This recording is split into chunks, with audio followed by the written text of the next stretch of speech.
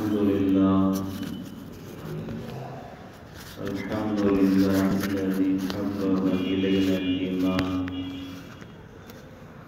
وزينه في قلوبنا وكره إلينا الكفر والفسوق والعصيان وجعلنا من الراشدين والصلاة والسلام على من بعث ليتمم مكارم الأخلاق أما بعد قال الله تبارك وتعالى في القرآن المجيد والفرقان الحميد أعوذ بالله من الشيطان الرجيم بسم الله الرحمن الرحيم لقد كان لكم في رسول الله أسوة حسنة وقال الرجال قوامون على النساء صدق الله العظيم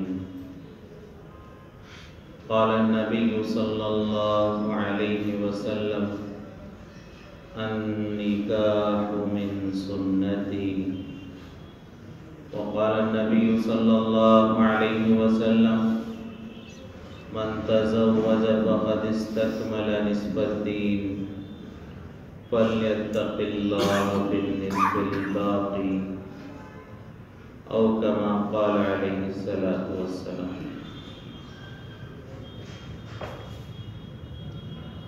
محترم سامعین کرام، گزشتہ نکاح اور نکاح کو آسان بنانے کی جو ضرورت ہے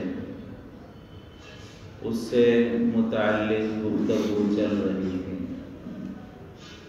کہ آج ہمارے معاشرے میں ہم نے نکاح کو مشکل بنا دیا، جس کے بہت سارے نقصانات ہمیں دیکھنے میں آ رہے ہیں۔ اگر نکاح ایک چیز آسان ہو جاتا، سینکڑوں برائیاں ہمارے معاشرے سے ختم ہو جاتی، لیکن ہم نے نکاح کو مشکل بنایا، رسم و رواج کے ذریعے زیادہ اخراجات اور عالیشان شادی محل اور کئی قسموں کے کھانے کے ذریعے، اور اسی طرح ایک بہت ہی بری چیز جو ہمارے معاشرے میں نکاح میں ضروری ہو گئی ہے وہ جہیز ہے۔ تو گزشتہ جہیز اور اس کی برائی اور شریعت میں اس کی حیثیت سے متعلق گفتگو چل رہی تھی۔ اسلام میں جہیز کا تصور نہیں ہے۔ اسلام میں نکاح کے سلسلے سے جو تعلیمات دی گئی ہیں کہ اگر کوئی لڑکا، اگر کوئی مرد نکاح کرنا چاہتا ہے تو کسی باپ کی بیٹی کو اپنے گھر لانا چاہتا ہے تو لڑکی کے گھر والوں پر کوئی ذمہ داری شریعت نے بوجھ نہیں ڈالا ہے۔ مہر دیا جائے گا لڑکے کی جانب سے، ولیمہ کیا جائے گا لڑکے کی جانب سے، نان و نفقہ اور لڑکی کا خرچہ اٹھانے کی ذمہ داری بھی شوہر پر ہوگی۔ اسی کو قرآن میں اللہ تبارک و تعالیٰ نے ارشاد فرمایا الرجال قوامون علی النساء، کہ مرد حاکم ہیں عورتوں پر، مرد حاکم ہیں، عورتیں محکوم ہیں۔ مرد کے تابع عورتیں ہوا کرتی ہیں۔ شریعت نے، قرآن نے یہ بیان فرمایا کہ عورتیں مردوں کے تابع رہنے چاہیے۔ مرد کو اللہ نے حاکم بنایا ہے۔ حاکم کا کیا مطلب ہے؟ حاکم کا مطلب یہ نہیں ہے کہ وہ بیوی کا مالک ہے، بیوی اس کے غلام ہے، بلکہ حاکم کا مطلب یہ ہے کہ بیوی کی ذمہ داریاں، بیوی کا نان و نفقہ اور اس بیوی سے ہونے والے اولاد کی ذمہ داری اور ان کا نان و نفقہ اس شوہر کے ذمہ ہے۔ تو حاکم بنانے کا مطلب یہ ہے کہ جتنے مالی تقاضے ہیں، جتنے مسائل کا تعلق مال سے ہے، وہ سب ذمہ داریاں شوہر پر ہیں۔ وہ مال سے تعلق رکھنے والی ذمہ داری کوئی بیوی پر نہیں ہے، عورتوں پر نہیں ہے۔ عورتیں تابع ہیں، مرد حاکم ہے، مرد کے تابع عورتیں ہوا کرتی ہیں۔ مالی ذمہ داریاں شوہر پر ہے، مہر شوہر پر ہے، ولیمہ شوہر پر ہے، روزانہ کمانا اور اپنے کمائی کے ذریعے بیوی کے کپڑے، بیوی کا کھانا، بیوی کے رہنے کے لیے رہائش اور گھر اور اولاد کی ذمہ داری، یہ سب ذمہ داریاں مال سے جڑی ہوئی شریعت نے مرد پر لازم قرار دی ہیں، عورت پر نہیں۔ لیکن آج ہمارا ماحول الٹا ہو چکا ہے، جہیز عورتوں سے لیا جاتا ہے، لڑکی والوں سے مال لیا جاتا ہے۔ شادی کے بعد بھی دیکھا جاتا ہے کہ بہت سارے لوگوں کو ہمارے معاشرے میں کہا کہ جہیز بھی لیا جو بالکل عورت کے ذمہ نہیں تھا، اب نکاح کے بعد بیوی کی ذمہ داریاں جو شوہر پر ہے، اس میں بھی عورت پر بوجھ ڈالا جاتا ہے کہ عورتیں نوکریاں کریں، عورتیں کاروبار کریں، دکانوں پر بیٹھے، ہوٹلوں میں ریسیپشن میں بیٹھے۔ عورتوں کو محنت، مزدوری، ملازمت اور تجارت اور نوکری کے لیے باہر نکالا جا رہا ہے۔ یہ عورتوں پر بوجھ ہو رہا ہے، ظلم کیا جا رہا ہے کہ دن بھر عورتیں کاروبار کریں، محنت کریں، مزدوری کریں، تجارت کریں، نوکری کریں، شام کو آ کر پھر شوہر کی خدمت بھی کریں۔ تو فرمایا کہ جہیز بھی لیا جا رہا ہے جو بالکل عورت کے اوپر بوجھ نہیں ڈالنا چاہیے۔ نکاح کے بعد بھی بہت سارے کام عورتوں سے کرائے جاتے ہیں جو مرد کے کرنے کے کام ہیں، اور شریعت نے ان کاموں میں مرد کو ذمہ دار بنایا تھا۔ مرد حاکم تھا، بیوی تابع تھی، محکوم تھی، لیکن ہم نے بیوی پر وہ ذمہ داری ڈالی جو شوہر کی تھی۔ اب نتیجہ کیا ہو رہا ہے؟ بیوی حاکم بنی ہوئی ہے اور شوہر تابع بنا ہوا ہے۔ کیونکہ ہم نے نظام بدلا تو نتیجہ بھی بدلے گا۔ جہیز کے بہت سارے نقصانات ہیں، جس میں سے ایک نقصان بڑا یہ بھی نظر آ رہا ہے کہ شوہر نے، ماں باپ نے اپنے بیٹے کے لیے بہو سے جہیز لیا۔ اب جہیز لینے کے بعد اتنی بڑی رقم 5 لاکھ، 10 لاکھ، 20 لاکھ جہیز کی رقم جو ہے اپنی بہو اور لڑکی والوں سے لی ہے، تو اب وہ جب رقم لے کر آئی ہے تو وہ حاکم بن کر آئی ہے، اور یہ احسان مند رہ گیا، اس کا احسان چکانے پر مجبور ہو گیا۔ اسی وجہ سے دیکھا جاتا ہے کہ جو لڑکیاں جہیز لے کر آتی ہیں، چند ہی دنوں میں وہ اپنے شوہروں کے ساتھ الگ گھر کرنے پر عادی ہو جاتی۔ کیوں؟ اب شوہر بھی تابع ہو گیا۔ ہاں، ماں باپ نے اپنے پیسوں سے، لڑکے نے اپنے پیسوں سے بیوی کو لایا ہوتا، جہیز نہ لیا ہوتا تو یہ حاکم ہوتا، بیوی محکوم ہوتی، تابع ہوتی۔ اب وہ مال لے کر آئی ہے تو یہ تابع بن گیا، اور بیوی کہے گی کہ تمہارے والدین کے ساتھ مجھے نہیں رہنا ہے، مجھے الگ گھر کرنا ہے، تو اب یہ تابع بن گیا، وہ الگ گھر ہو گیا۔ بہت سارے نقصانات ہیں۔ یہ کیا ہو رہا ہے کہ نظام ہی الٹا ہو گیا۔ شوہر کو ذمہ دار ہونا تھا، تابع بننا تھا بیوی کو، الٹا نظام چل رہا ہے۔ بیوی حاکم بن رہی ہے، شوہر تابع بن رہا ہے۔ اس کی ایک وجہ وہ جہیز ہے۔ لہٰذا یہ جہیز لے کر آنا یہ شوہر کی ذمہ داری کے خلاف ہے۔ اللہ نے شوہر کو ذمہ دار بنایا، بیوی کو تابع بنایا۔ اس کا مطلب یہ نہیں کہ بیوی پر ظلم ہو رہا ہے، بیوی کا جو ہے انصاف نہیں ہو رہا ہے بیوی کے ساتھ، عورتوں پر جو ہے زیادتی ہو رہی ہے، ایسا نہیں ہے، بلکہ یہ ہے کہ گھر کا نظام چلانے کا ترتیب اللہ نے ایسی بنائی ہے، باہر کی ذمہ داریاں شوہر پر ہے، عورت گھر کی ذمہ داریاں سنبھالے، معاملات میں شوہر ذمہ دار رہے گا اور بیوی اس کے تابع رہے گی۔ تابع رہنے کا مطلب یہ نہیں کہ عورت پر ظلم ہو رہا ہے، عورت کو اسلام میں برابری نہیں ہے۔ بعض لوگوں کو یہ بھی غلط فہمی ہوتی ہے کہ عورتوں کو اسلام میں برابری نہیں کی جاتی، عورتوں کو مردوں کے برابر نہیں سمجھا جاتا، عورتوں پر زیادتی ہوتی ہے، یہ بالکل غلط ہے اور ہماری غلط فہمی ہے۔ یہ الزام ہے اسلام پر، اسلام میں بہت زیادہ عورتوں کا مقام بیان کیا گیا۔ تو بیوی کا شوہر کے تابع ہونا یہ بری بات نہیں ہے، غلامی کی جو انداز نہیں ہے۔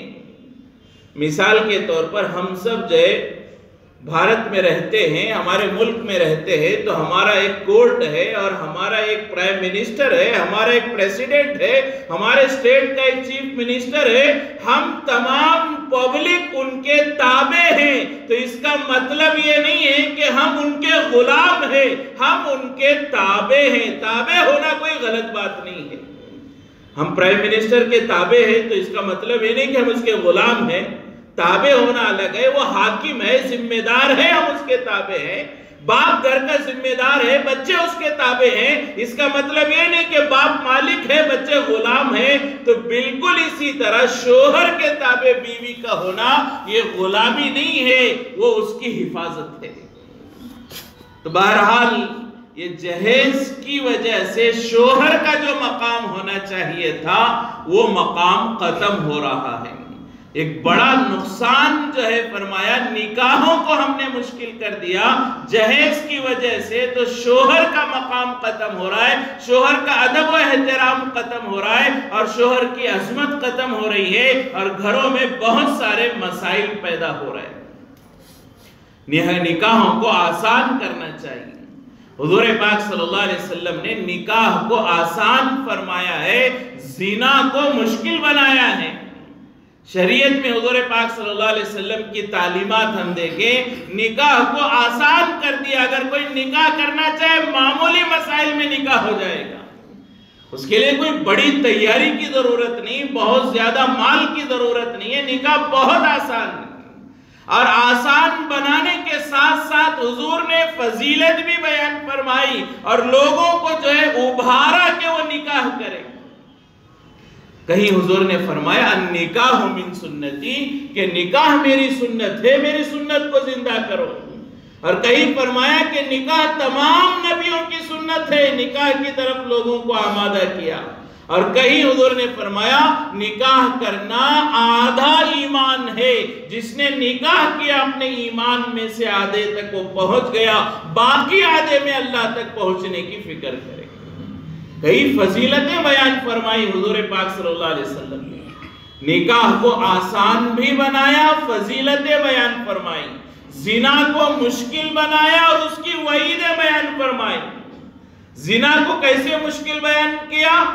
بد نظری کو شریعت نے حرام قرار دیا، مرد عورت کے ملنے کو اللہ نے حرام قرار دیا، حضور نے حرام قرار دیا شریعت میں، برقعے کے بغیر بے پردگی کی زندگی گزارنے کو حرام قرار دیا، اور مردوں عورتوں کے اختلاط کو حرام قرار دیا۔ یہ سب منع کیا تاکہ کوئی زنا تک نہ پہنچے۔ اسلام نے صرف زنا کو منع نہیں کیا ہے، اسلام میں صرف زنا حرام نہیں ہے، جو چیزیں زنا تک پہنچانے والی ہے اسلام نے ان کو بھی حرام کیا۔ بد نظری ہے، ایک آدمی ایک عورت کو دیکھے اور اس کی خوبصورتی اس کے دل میں گھر کر جائے، اب وہ اس کے پیچھے لگے گا، اسے اپنی خواہش پوری کرنے کی ترتیبیں بنائے گا، اس کی تدبیریں کرے گا۔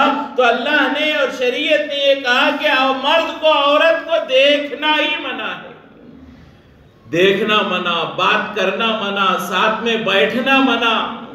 اختلاط منع تاکہ زنا تک پہنچنے کا سوال ہی پیدا نہ ہو، تو زنا کو اسلام نے مشکل بنایا اور اس کی سزا اور وعیدیں بیان فرمائی کہ گناہ کبیرہ ہے۔ نکاح کو آسان کیا، بہت آسان۔ حضور پاک صلی اللہ علیہ وسلم کے نکاحوں کو دیکھیں، کتنے سادگی کے ساتھ اور آسانی کے ساتھ حضور پاک صلی اللہ علیہ وسلم نے اپنے نکاح کیے۔ حضور نے اپنی بچیوں کے نکاح کیے، کتنے سادگی کے ساتھ حضور نے اپنے بچیوں کے نکاح کیے۔ صحابہ کرام نے حضور کے زمانے میں نکاح کیے، کیسے سیدھے سادے انداز میں نکاح، کیسا آسان تھا نکاح۔ آج ہم نے اس کو مشکل بنا دیا۔ فرمایا کہ دو صحابہ تھے، آپس میں دوستی تھی، تو ایک صحابی نے اپنے دوست سے دوسرے صحابی سے کہا کہ فلاں گھر میں ایک لڑکی نکاح کے عمر کو پہنچی ہوئی ہے، میں اس سے نکاح کرنا چاہتا ہوں، جاؤ اس لڑکی کے باپ سے میرا رشتہ لے کر جاؤ اور میرا پیغام لے کر جاؤ، کہو کہ میں اس سے نکاح کرنا چاہتا ہوں۔ دوست ہیں صحابی، اپنے دوست سے کیا کہہ رہے ہیں کہ جاؤ جا کر میرا رشتہ فلاں گھر میں لے کر جاؤ اور کہو کہ میں ان کی بیٹی سے نکاح کرنا چاہتا ہوں۔ اب یہ دوست گئے پیغام لے کر، دروازہ کھٹکھٹایا، اندر گئے، لڑکی کے والد سے ملاقات ہوئی اور کہا کہ آپ میرے دوست کو جانتے ہیں فلاں صحابی کو؟ لڑکی کے والد نے کہا میں جانتا ہوں۔ انہوں نے کہا کہ وہ ہمارے دوست ہیں، وہ آپ کی بچی سے نکاح کرنا چاہتے ہیں، آپ اپنی بچی کا نکاح ان سے کرا دیں۔ تو لڑکی کے والد نے کہا میں تمہارے دوست کو بھی جانتا ہوں، تمہیں بھی جانتا ہوں، لیکن میں ان کو اپنی بچی نہیں دوں گا، تمہیں اپنی بچی دینے کے لیے تیار ہوں، اگر تم کہو تو تم سے میری بچی کا نکاح کرا دوں گا۔ گئے تھے دوست کا پیغام لے کر، لڑکی کے والد نے کہا تمہارے دوست کو فلاں صحابی کو نہیں، اگر تم تیار ہو تو تم سے میری بچی کا نکاح کرا دوں گا۔ تو انہوں نے کہا ٹھیک ہے، میری بھی نکاح کی عمر ہے، مجھے بھی نکاح کی ضرورت ہے، ٹھیک ہے آپ اپنی بچی کا نکاح مجھ سے کرائیں۔ لہٰذا فوراً لڑکی کے باپ نے نکاح کرا دیا۔ اسی مجلس میں اسی وقت دوست کا رشتہ لے کر گئے ہیں، لڑکی کے والد نے کہا میں آپ کو دوں گا، تو فوراً اسی وقت میں نکاح ہو گیا۔ اب نکاح کر کے واپس آ رہے ہیں، یہ جو دوست جنہوں نے بھیجا تھا اپنے دوست کو، یہ انتظار میں ہیں کہ میرا پیغام لے کر گئے، اب خوشخبری لے کر آئیں گے، میرا نکاح کا پیغام قبول ہوا ہوگا، ابھی تھوڑی دیر میں میرا نکاح ہوگا۔ معلوم نہیں کیا کیا خیالات، کیا کیا تصورات، کہ وہ نکاح کی تیاری کے تصورات میں بیٹھے ہوئے۔ اب یہ دوست آئے، اپنا سر جھکائے ہوئے آئے اور آ کر قریب پہنچے، تو انہوں نے پوچھا کیا بات ہے، گئے تھے تم نے بات کی، کام ہو گیا؟ تو صحابی نے کہا گیا تھا، میں نے بات کی، کام بھی ہوا، لیکن تمہارا نہیں ہوا، میرا ہوا۔ میں نے گیا، میں نے پیغام دیا کہ تمہارے لیے، لیکن لڑکی کے والد نے کہا میں تمہیں اپنی بیٹی دوں گا، مجھے بھی نکاح کی ضرورت تھی، میں نے نکاح کے لیے ہاں کر دی اور میرا نکاح بھی ہو گیا۔ لہٰذا وہ شرمندگی کے ساتھ کہنے لگے کہ معاف کرنا، میں نے تمہارا پیغام لے کر گیا لیکن نکاح میرا ہو گیا، مجھے معاف کرنا۔ تو جنہوں نے بھیجا تھا وہ کہنے لگے تم کیوں معافی مانگتے ہو، مجھے معافی مانگنی چاہیے کہ وہ لڑکی تمہارے مقدر میں تھی اور میں نے نکاح کا ارادہ کیا، تم مجھے معاف کرو، مجھے معافی مانگنے کی ضرورت ہے، تمہیں معافی مانگنے کی ضرورت نہیں ہے۔ اتنا آسان نکاح، اگر وہی ہم ہوتے، ہم نے کسی کو بھیجا ہوتا پیغام دے کر کہ فلاں گھر میں میرے رشتے کی بات کرو اور جانے والا خود نکاح کر لیتا، تو زندگی بھر اس سے دشمنی نبھاتے، زندگی بھر اسے دھوکے باز کہتے، زندگی بھر اسے تانا دیتے اور اس کی بدخواہی میں ہم مبتلا ہو جاتے۔ لیکن صحابی ہیں کہہ رہے ہیں مجھے معاف کرو، اللہ نے وہ تمہارے مقدر میں رکھی تھی اور میرے دل میں خیال آیا، مجھے معاف کر دینا۔ یہ ہے نکاح، اتنا آسان، پیغام لے کر گئے، نکاح ہو گیا۔ یہ ایسے آسانی کے ساتھ نکاح ہونا تھا، صحابہ کو حضور نے یہی سکھلایا۔ حضرت عبدالرحمن ابن عوف رضی اللہ تعالیٰ عنہ مشہور صحابی ہیں، مالدار صحابی ہیں، کوئی غریب نہیں ہیں۔ عبدالرحمن ابن عوف رضی اللہ تعالیٰ عنہ بڑے مالدار، اتنا مال کہ ان کی اولادوں کو وراثت میں، جائیداد میں سونے کی چٹانیں ملی۔ کتنا مال ملا ان کی وراثت میں؟ ایک ایک اولاد کو سونے کی چٹانیں، سونا کلاڑی سے مار کر حصہ کر کے اولاد میں وراثت تقسیم کی گئی۔ اتنے بڑے مالدار، اللہ نے بہت تجارت کا ذہن دیا اور بہت کامیاب تجارت تھی، بہت زیادہ اللہ نے مال دیا تھا۔ اتنے مالدار صحابی وہ ایک مرتبہ مسجد میں آئے تو حضور پاک صلی اللہ علیہ وسلم نے ان کے کپڑوں پر عطر کا اثر دیکھا، خوشبو کا اثر دیکھا۔ حضور نے پوچھا عبد الرحمن کیا بات ہے، ماشاءاللہ عطر لگا کر آئے ہو، کیا بات ہے؟ تو عبد الرحمن ابن عوف نے کہا اللہ کے رسول میرا نکاح ہو گیا، کل میرا نکاح ہو گیا، کل میرا نکاح ہو گیا۔ کتنا سادہ ہے، صحابی ہیں، حضور کے نام پر جان لٹانے کے لیے تیار ہے، لیکن حضور ہی کو نہیں بتایا کہ نکاح کر رہا ہوں، بغیر حضور کو اطلاع دے کے انہوں نے نکاح کر لیا۔ اتنا آسان نکاح۔ اور حضور نے بھی نہیں پوچھا کہ اے عبد الرحمن کیا میں مر گیا تھا، کیا تم نے مجھے بتانا ضروری نہیں سمجھا؟ حضور ناراض نہیں ہوئے، شکوہ نہیں کیا، شکایت نہیں کی، تانے نہیں دے، برا بلا نہیں کہا کہ میرے ہوتے ہوئے بغیر مجھے بتائے تم نے کیسے نکاح کیا۔ حضور نے ایک جملہ شکایت کا نہیں کیا، بلکہ حضور نے دعائیں دی بارک اللہ لک وبارک علیکما وجمع بینکما فی خیر۔ حضور نے فرمایا تم دونوں میں اللہ برکت دے، تمہاری زندگی میں اللہ برکت دے۔ حضور ناراض نہیں ہوئے، مجھے نہیں بلایا، میں اللہ کے رسول ہوں، خاتم الانبیاء ہوں، امام الانبیاء ہوں اور تمہارا جو نبی ہوں، تمہارے لیے میں نے اتنی قربانیاں دی ہیں اور میں مدینے میں موجود ہوں اور مجھے چھوڑ کر نکاح کر لیا۔ حضور ناراض نہیں ہوئے۔ لیکن آج ہمارے ماحول میں کوئی ہمارا رشتہ دار، کوئی ہمارا پڑوسی، کوئی ہمارا دوست جو ہمیں اطلاع کیے بغیر نکاح کر لے ہم ناراض ہو جاتے ہیں۔ ہاں واہ بھائی تم نے نکاح کر لیا اور ہمیں بتایا بھی نہیں، کیا ہم مر گئے تھے کہ پڑوسی کو بتانا ضروری نہیں سمجھا، رشتہ داری تمہیں یاد نہیں آئی، خوشی کے موقع پر ہمیں بھول گئے، دوستی تم نے نہیں نبھائی۔ اگر کوئی دوست، رشتہ دار، پڑوسی ہمیں نکاح میں بھول جائے دعوت دینا، ہم ناراض ہو جاتے ہیں۔ ایسی ناراضگی کہ وہ بیمار ہو جائے تو عیادت کو نہیں جاتے، وہ مر جائے تو جنازے کو نہیں جاتے۔ ناراضگی کیوں؟ نکاح پر نہیں بلایا۔ اور یہاں کیا ہے؟ اللہ کے رسول ہیں، امام الانبیاء ہیں اور غلام ہیں عبد الرحمن ابن عوف، حضور کے غلام ہیں، حضور کے نام پر جان دینے کے لیے تیار ہے۔ ایسے صحابی نے جو ہے حضور کو بغیر اطلاع کے نکاح کیا تو حضور ناراض نہیں ہوئے۔ اور نکاح ایسا سادہ تھا کہ وہ صحابی نے حضور کو بلانا صحیح نہیں سمجھا کہ میرا نکاح ہے، ایک معمولی کام ہے، اس کے لیے اللہ کے نبی کو تکلیف دو۔ ہاں حضور نے جو تعلیمات دی اس کے مطابق نکاح کر لوں گا، میرے نکاح میں برکت ہو جائے گی، لیکن میرے نکاح کے لیے اللہ کے رسول کو تکلیف دینا یہ کیا ضروری نہیں ہے؟ حضور کے بہت سارے تقاضے ہیں، میرے نکاح میں آنے سے حرج ہو جائے گا، دوسرے تقاضے آگے پیچھے ہو جائیں گے، تو حضور کو تکلیف دینے کی کیا ضرورت ہے؟ ایک معمولی کام ہے۔ لیکن آج ہمارا حال کیا ہے؟ لیسٹ بناتے ہیں، ہاں فلاں کو دعوت دو، فلاں کو دعوت دو، فلاں کو دعوت دو، اور اصرار کرتے ہیں کہ دیکھو آپ ہمارے نکاح پر آئیں، اگر آئیں گے تو آئندہ ہماری رشتہ داری باقی رہے گی، اگر آپ ہمارے نکاح میں آئیں گے تو آئندہ ہم آپ سے تعلقات رکھیں گے، اگر آپ نکاح میں نہیں آئیں گے تو ہم آپ سے ناراض ہو جائیں گے۔ آپ چاہے بیمار ہوں، چاہے آپ کے ہزار تقاضے ہوں، دوسری ذمہ داریاں ہوں، ہمیں مطلب نہیں، ہمارے نکاح میں آپ کو آنا چاہیے، نہیں آئے تو ہم ناراض ہو جائیں گے۔ کہاں کا اصول ہے؟ نکاح کو اتنا مشکل کیوں بنایا جا رہا ہے؟ نکاح کو آسان بنانے کی ضرورت ہے۔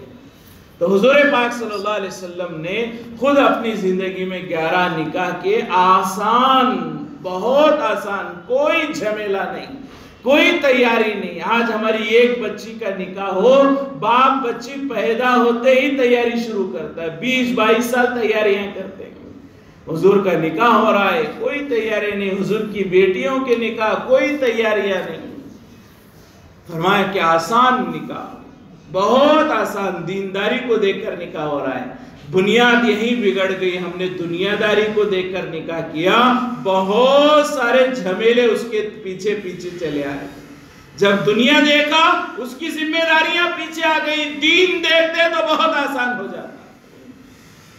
فرمایا کہ حضرت فضیل ایک باغ میں کام کیا کرتے تھے۔ عبداللہ ابن مبارک رحمۃ اللہ علیہ کے والد مبارک یہ باغ میں کام کیا کرتے۔ ان کے مالک ایک دن باغ میں آئے، ساتھ میں دوست بھی آئے، تو انہوں نے اپنے نوکر سے مبارک سے کہا مبارک جاؤ اچھا انار توڑ کر لاؤ۔ دوست آئے، اچھا انار توڑ کر لاؤ، اچھا میٹھا انار تاکہ دوست کو کھلایا جائے۔ اب مبارک گئے، جا کر انار توڑ کر لائے تو وہ کڑوا تھا، تو ان کے مالک نے کہا دوسرا توڑ کر، اچھا میٹھا والا انار توڑ کر لاؤ۔ جا کر مبارک دوسرا انار توڑ کر لائے اور وہ جو ہے مہمان کے سامنے رکھا، وہ دوسرا انار بھی کڑوا تھا۔ پھر مالک کو غصہ آیا، اس نے کہا جو اور دیکھ کر لاؤ، اچھا میٹھا لے کر آؤ۔ تیسرا انار لائے تو وہ تیسرا انار بھی کڑوا تھا۔ مالک کو غصہ آیا کہ تمہیں معلوم نہیں کہ کون سا انار میٹھا ہوتا ہے، کیسا ہوتا ہے۔ تو مبارک نے کہا کہ آقا آپ نے مجھے یہاں پر واچمین کی نوکری پر رکھا ہے، پہرے کے لیے رکھا ہے، آج انار کا مزہ دیکھنے کے لیے نہیں رکھا، لہٰذا اتنے سالوں سے میں باغ میں رہتا ہوں، ایک انار میں نے نہیں کھایا کیونکہ آپ نے مجھے اجازت نہیں دی تھی۔ بغیر اجازت کے انار کھانا یہ غلط ہے، لہٰذا آپ نے مجھے نگرانی پہرے کے لیے رکھا تھا، انار کھانے کے لیے نہیں رکھا، تو مجھے معلوم نہیں کہ کون سا انار میٹھا ہوتا ہے کون سا کڑوا ہوتا ہے، میں تو صرف نگرانی کرتا ہوں، پہرا دیتا ہوں، میں نے آج تک ایک انار نہیں کھایا۔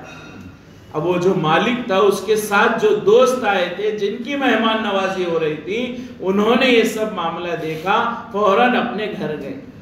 گھر جا کر اپنی بیوی سے کہا کہ آج میں نے کیسے ایماندار نوجوان کو دیکھا کہ اس نے پہرا دیا کئی سالوں تک، ایک انار بھی نہیں چکھا۔ جب اپنی بیوی سے کہا انہوں نے، تو بیوی نے فوراً کہا کہ تو آپ نے اپنی بیٹی کا رشتہ کیوں نہیں کہا اس سے؟ اتنا اچھا نوجوان دیندار ہے تو آپ نے اپنی بیٹی کا رشتہ کیوں نہیں دیا اس کو؟ تو اس نے شوہر نے کہا یہی پوچھنے کے لیے آپ سے آیا ہوں کہ آپ سے مشورہ کرنا ہے کیا ہم اپنی بچی کا نکاح اس سے کرائے؟ بیوی نے کہا فوراً کرا دو۔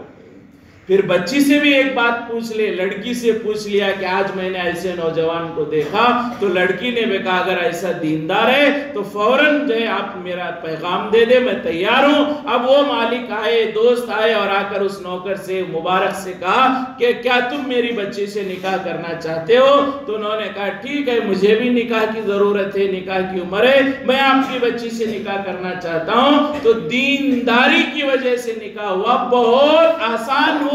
اس کا اثر اور نتیجہ کیا ہوا کہ ان کے وطن سے ایک اولاد ہوئی جس کو عبداللہ ابن مبارک رحمۃ اللہ علیہ کے نام سے جانتے ہیں، امام المحدثین کہا جاتا ہے۔ آج جتنی بھی حدیث کے پڑھنے والے ہیں ہر ایک ان کی روایتوں کو ضرور پڑھتے، امام المحدثین کہا جاتا ہے۔ وہ اولاد اللہ نے ان کے وطن سے نصیب فرمائی۔ تو نکاح کو دنیا داری کی بنیاد پر ہم نے کیا، مال کی بنیاد پر کیا، جہیز کی بنیاد پر کیا، نکاح مشکل ہو گئے، بگاڑ پیدا ہوا اور اس کے پیچھے بہت سارے خرافات نے جو ہے جگہ بنا لی۔ نکاح کو آسان کر دیا جاتا، جہیز کی لعنت نہ ہوتی تو آج یہ مسائل جو ہے نظر نہیں آتے۔ کتنے نقصانات ہو رہے ہیں جہیز کی وجہ سے۔ جہیز کی وجہ سے نکاح دیر ہو رہے ہیں، اور دیر صرف لڑکیوں کے نہیں، لڑکوں کے نکاح بھی دیر ہو رہے ہیں۔ جہیز کی وجہ سے صرف لڑکیوں کے نکاح دیر نہیں ہو رہے ہیں، لڑکوں کے بھی نکاح دیر ہو رہے ہیں، عمریں ڈھل رہی ہیں۔ کیوں کہ میں جو ہے لڑکا ہمارا نکاح کی عمر کو پہنچ گیا، ہماری ڈیمانڈ ہے کہ 10, 15, 20 لاکھ روپے دینے والی بہو ہو، تو اتنا دینے والی بہو جلدی نہیں مل رہی ہے، ہمارا بیٹا بوڑھا ہو رہا ہے۔ صرف جہیز کی وجہ سے لڑکیوں کی شادی دیر نہیں ہو رہی ہے، بلکہ لڑکوں کا بھی نکاح دیر ہو رہا ہے، اس لیے کہ اتنا جہیز دینے والے ملنے میں زمانہ لگ رہا ہے۔ کہ ہماری ڈیمانڈ یہ ہے، ہمارا بیٹا SLC پڑھا ہے، 50,000 روپے ہمیں جہیز چاہیے۔ ہمارا بیٹا PUC پڑھا ہوا ہے، 1 لاکھ روپے جہیز چاہیے۔ ہمارا بیٹا ڈگری پڑھا ہوا ہے، 10 لاکھ روپے ہمیں جہیز چاہیے۔ ہمارا بیٹا ڈاکٹر ہے، 50 لاکھ روپے ہمیں جہیز میں چاہیے۔ اب وہ 50 لاکھ دینے والے ملنے تک اس کی عمر ڈھل رہی ہے، تو نکاح دیر ہو رہے ہیں۔ لڑکیوں کے بھی دیر ہو رہے ہیں جہیز کی وجہ سے، لڑکوں کے بھی دیر ہو رہے ہیں جہیز کی وجہ سے، تاخیر ہو رہی ہے۔ اور ایسا نہیں، دوسری وجہ سے بھی، مثال کے طور پر ایک گھر میں ایک لڑکا ہے، 2-3 لڑکیاں ہیں۔ اب ماں باپ چاہتے ہیں لڑکے کا نکاح کر دیں، بیٹا ہمارا عمر کو پہنچ گیا ہے نکاح کے، بیٹے کا نکاح کرنا چاہیے، لیکن ساتھ میں اس کی چھوٹی بہنیں بھی ہیں، تو اب اس کا نکاح روکا جا رہا ہے، کیونکہ پہلے بہنوں کا نکاح ہو جائے، اور بہنوں کا نکاح رکا ہوا ہے کیوں؟ جہیز کی وجہ سے۔ بہنوں کا نکاح جہیز کی وجہ سے نہیں ہو رہا ہے، اور جب تک بہنوں کا نہیں ہوتا بھائی کا نکاح ہم نہیں کر رہے، تو یہ بھائی کا نکاح دیر ہو رہا ہے کیوں؟ جہیز کی وجہ سے۔ جہیز کی وجہ سے بہنوں کے نکاح رکے ہوئے ہیں، جب تک بہن کا نہیں ہوگا بھائی کا نہیں ہوگا۔ یہ ماحول ہمارا بنا ہوا ہے۔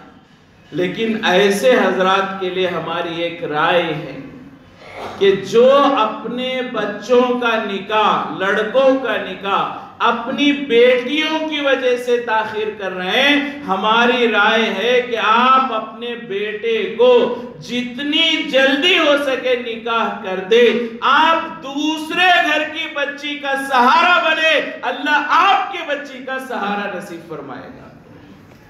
آج ہم کیا کر رہے ہیں؟ بھائی کا نکاح نہیں ہو رہا ہے، کیوں؟ بہنوں کا نہیں ہو رہا ہے، بہن کا ہونے تک بھائی کا نہیں ہوگا۔ یہ میرے گھر کا مسئلہ، آپ کے گھر کا بھی یہی مسئلہ ہے، آپ اپنے بیٹے کا نکاح نہیں کر رہے، کیوں؟ بیٹیوں کا نہیں ہو رہا ہے۔ اگر آپ کی بیٹیوں کا ہو جاتا، آپ اپنے بچے کا رشتہ لے کر میرے پاس آ جاتے۔ تو ہر گھر میں یہی ہو رہا ہے کہ ہم نے لڑکوں کا نکاح دیر کیا، کیوں؟ پہلے لڑکیوں کا ہو جائے تو سامنے والے کی بھی تو یہی پریشانی ہے۔ لہٰذا ان حضرات کے لیے ہماری رائے ہے کہ میرا بیٹا بھی ہے، بیٹی بھی ہے، میں پہلے بیٹے کا نکاح کروں، میں دوسرے کی بچی کی فکر کروں، اللہ میری بچی کی ذمہ داری نبھائے گا۔ تو اس کے لیے دیر نہ کریں کہ پہلے لڑکیوں کا ہو جائے۔ ایک عام معاشرہ بن چکا ہے ہمارا۔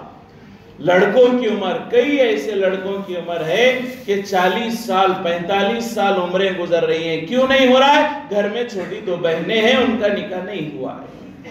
تو یہ نکاح لڑکوں کے بھی تاخیر ہو رہا ہے، کس کی وجہ سے؟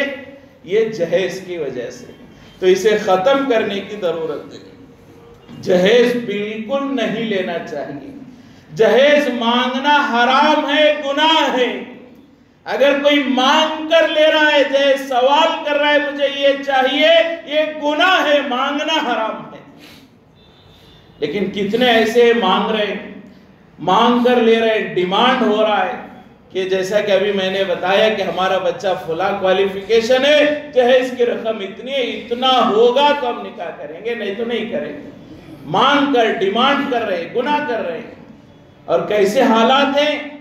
بہت سارے معاملات آپ حضرات نے بھی دیکھے ہوں گے، ہم نے بھی دیکھے، معاشرہ ہے، لڑکے اور لڑکی کے درمیان جو ہے پہلے لڑکا والا لڑکے والے دیکھتے ہیں، لڑکی پسند آتی ہے، گھر پسند آتا ہے، خوبصورتی پسند آتی ہے، لڑکی کا کردار پسند آتا ہے، لڑکی کا خاندان پسند آتا ہے، پوری لڑکی جو ہے اس سے جڑی ہوئی تمام چیزیں ہمیں منظور ہیں۔ اب دونوں کے درمیان بات چیت ہوتی ہے، لڑکی والوں کے اور لڑکے والوں کے درمیان بات چیت ہوتی ہے۔ اب وہاں پر ریٹ فائنل ہوتا ہے۔ کئی مجلسیں آپ حضرات نے دیکھی ہوں گی، ہم نے بھی دیکھی ہوں گی، باقاعدہ لڑکے والے پہلے مشورہ کرتے کہ ہم جو ہے 10 لاکھ جہیز لیں گے، لیکن شروعات 15 سے کریں گے۔ 15 سے شروع کریں گے تو 10 کو آ کر معاملہ ٹہر جائے گا، ہمیں لینا 10 ہے، کہاں سے شروع کریں گے؟ 15 سے کریں گے. اور لڑکی والوں کے حالات بھی ایسے ہو چکے ہیں, لڑکی والے بھی پہلے مشورہ کرتے ہیں ہم 2 سے شروع کریں گے 5 پر ختم کریں گے, کہ ہم 2 دیں گے یہاں سے شروع کریں گے. پھر لڑکی والے خود کہتے ہیں ماموں کو تم 50,000 بڑھا دینا. وہ لڑکے والوں کی بھی یہی پلاننگ چلتی ہے, ہم 15 پوچھیں گے, آپ جو ہے لڑکے کے پھوپا ہے آپ بیچ میں آ کر فائنل کر دینا کہ 15 نہیں چلو 12 میں ڈن کرتے ہیں. دونوں کے پہلے سے تیاریاں ہوتی ہیں, آتے ہیں بیٹھتے ہیں. معاملہ ایسے ہوتا ہے جیسے منگل بازار میں کوئی جانور خریدا جا رہا ہے.